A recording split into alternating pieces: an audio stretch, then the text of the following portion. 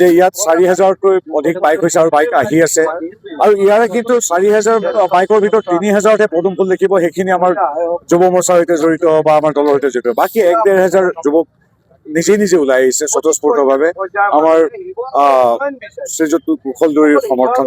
আৰু কুশল দুৱৰীৰ কথা আপোনালোকে জানে যে ডিমৌ সমষ্টিৰ পৰা তেওঁ নিৰ্দলীয় হিচাপে জিকি আহিছে আটাইবিলাক ৰাষ্ট্ৰীয় আৰু আমাৰ আঞ্চলিক দল পৰাভূত কৰি বিগত সময়ছোৱাত। তাৰপিছত ভাৰতীয় জনতা পাৰ্টীৰ আদৰ্শৰ প্ৰতি বিশ্বাসী হৈ তেওঁ যোগদান কৰিলে, তাৰ পিছত বিপুল ভোটত জিকি আহিছে আৰু এতিয়া আমাৰ দলৰ প্ৰাৰ্থী হিচাপে আমাৰ শিৱসাগৰৰ পৰা প্ৰক্ষেপ কৰা হৈছে। এতিয়া আমি খুব মানে কৃতাৰ্থ যে শিৱসাগৰবাসী ৰাইজে, দল সংগঠন সকলোৱে আজি কুশল দুৱৰীৰ সৈতে থিয় হৈছে। তেওঁলোকৰ এটাই কথা যে কেন্দ্ৰত বিজেপি, ৰাজ্যত বিজেপি, আমাৰ শিৱসাগৰত বিজেপি। আটাইতকৈ গুৰুত্বপূৰ্ণ কথা হ'ল সমগ্ৰ অসমখনত সেৱা আগবঢ়াইছিল সুশাসনেৰে আমাৰ এই ৰংপুৰৰ পৰাই, শিৱসাগৰৰ পৰাই। সম্ভ্ৰান্ত শিৱসাগৰ প্ৰতিনিধি অখিল গগৈ কেতিয়াও হ'ব নোৱাৰে।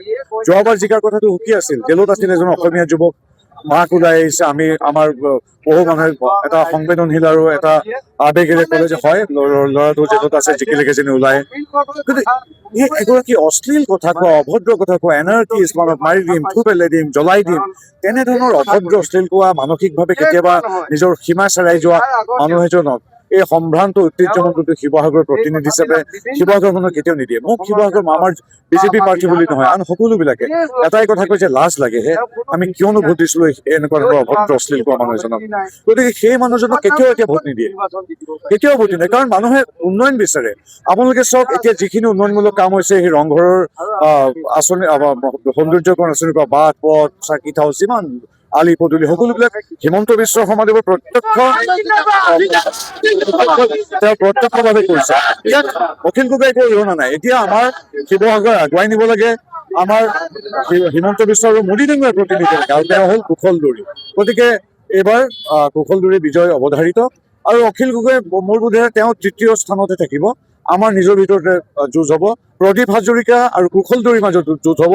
অশ্লীল অভদ্ৰ কথা কৈ পৰিৱেশ বিনষ্ট কৰা, আমাৰ শিৱসাগৰৰ মৰ্যাদা হানি কৰা, এনাৰ্কিষ্ট, লেফটিষ্ট, জ্বলাই দিম ভাঙি দিম বুলি কোৱা এজন মানসিকভাৱে মাজে মাজে সন্তুলন হেৰুৱাবলৈ ব্যক্তিক ঐতিহ্যমণ্ডিত শিৱসাগৰবাসী কেতিয়াও প্ৰতিনিধি হিচাপে পঠিয়াব হিমন্ত বিশ্ব শৰ্মাৰ প্ৰতিনিধি কুশল দুৱৰী। ইয়াত দেখা গৈছে যে NDA প্ৰাৰ্থী হিচাপে আপোনালোকে প্ৰথমে দিলে প্ৰদীপ হাজৰিকাক, তাৰপিছত বিজেপিয়ে আকৌ প্ৰাৰ্থী হিচাপে প্ৰক্ষেপ কৰিলে কুশল দুৱৰী। গতিকে ভোটৰ বিভাজন বা নাই, এতিয়া ডাঙৰ কথা হ'ল কি, যেতিয়াই নাই আমাৰ প্ৰদীপ হাজৰিকা পৰম শ্ৰদ্ধেয় ব্যক্তি, 45-50 বছৰ তেওঁ ৰাজনৈতিক সামাজিক ক্ষেত্ৰত জড়িত।